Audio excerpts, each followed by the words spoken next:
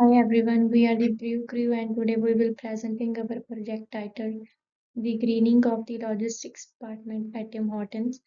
My team members are Pranankur Bhardwaj, Jashanpreet Kaur, Jaspreet Singh, Akashdeep Singh, Bhinder and Priya. Our goal is to show how this iconic Canadian brand is making its logistic operations more environmentally sustainable while also improving efficiency and saving money. Throughout this presentation, we will connect real company practices to the concepts from a textbook. Logistics by Perry Dabbit, which explains how global logistics can integrate sustainability through smarter transportation, packaging, and reverse flows. We will also use examples from the restaurant brands International Sustainability Report, Volvo Group, Return It, and Too Good To Go. Changing its logistic to match RBI restaurant brands for good plan. Electronics truck. The company uses Volvo VNR electric trucks in Ontario and BC. Zero emissions.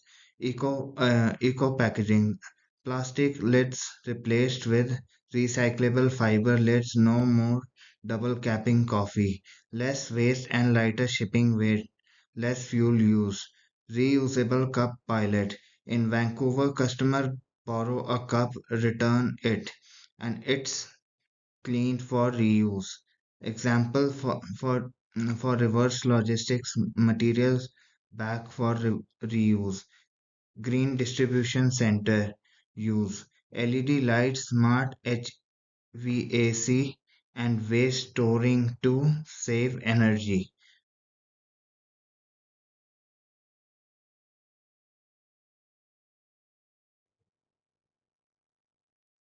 Reducing the carbon footprints. Now let's talk about Tim Horton actually reducing the logistic carbon footprints. The company is addressing both direct emissions from the delivery vehicles and indirect emission from the packaging and energy use.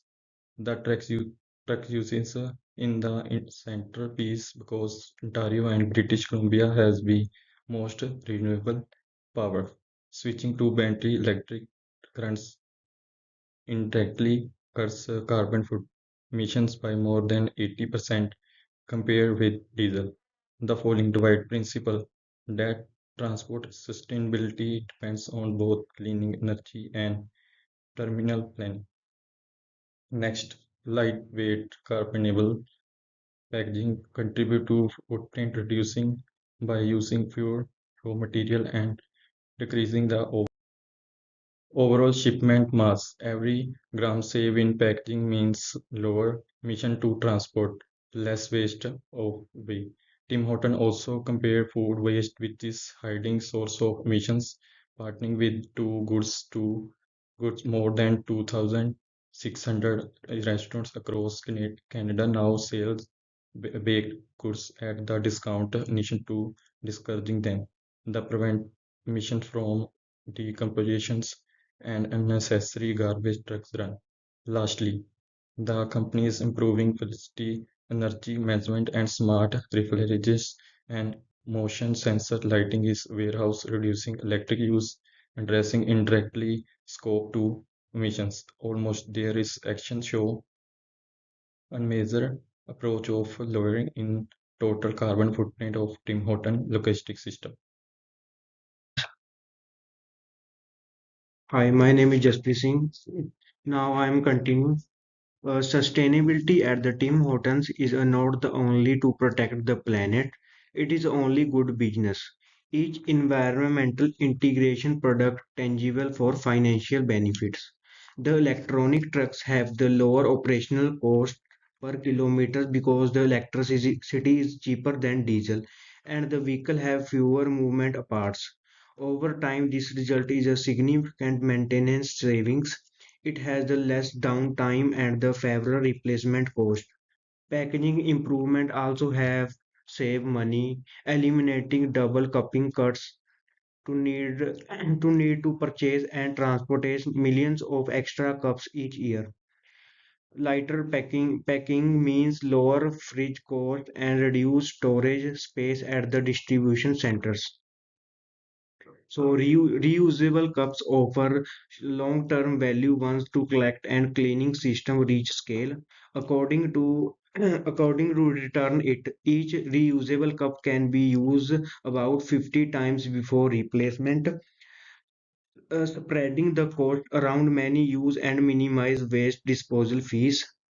Food waste programs such as Too Good to Go recover part of the value from unsold food and reduce cost of the waste collection.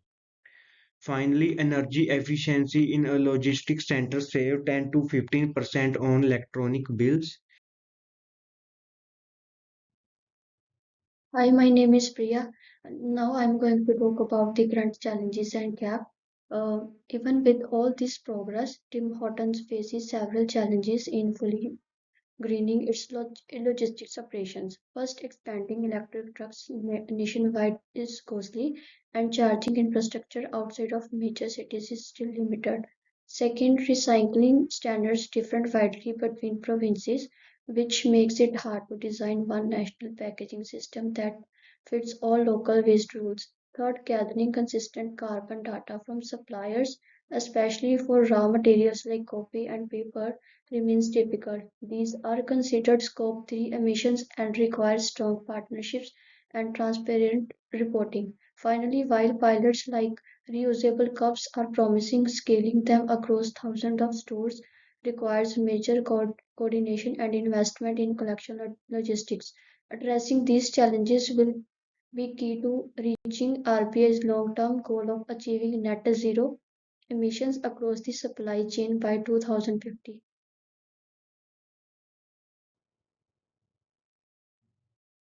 And what we have learned from both our research and the textbook, we have several recommendations for Tim Hortons. First, the company should expand its electric truck fleet into provinces like Quebec, Manitoba, where clean hydropower makes electrification even more effective. Distribution centers could install solar panels and battery storage to charge trucks with renewable energy. Second, use AI-based routing and telematics to optimize deliveries, reducing total kilometers driven and energy consumption. Third, we recommend making life cycle assessment mandatory for all new packaging. This would ensure every material change genuinely lower total emissions rather than shifting them elsewhere. Fourth one, scale up the reusable cup program to large urban areas such as Toronto and Montreal using QR codes to track returns and e-cargo bans for a local pickup. Fifth one, Tim Hortons should add carbon reduction clauses to supplier contracts and encourage the use of rail instead of trucks for long distance shipments. Finally, the company should publish a year logistics carbon report to share progress transparently and motivate continuous improvement. I think these recommendations align directly with Dabbitt's sustainability principles of model choice, cluster efficiency, and reverse flow integration. To conclude, Tim Hortons proved that sustainability and profitability can go together with electronic trucks, better packaging, food waste reduction, and smart energy use. The key takeaways: green logistic equals to good business. With more clean energy, shorter supply ties, and transparency, Tim Hortons can lead Canada food industry in a sustainable logistics. Here are some references from where we have gathered the data for our presentation, and this is our project work. Thank you.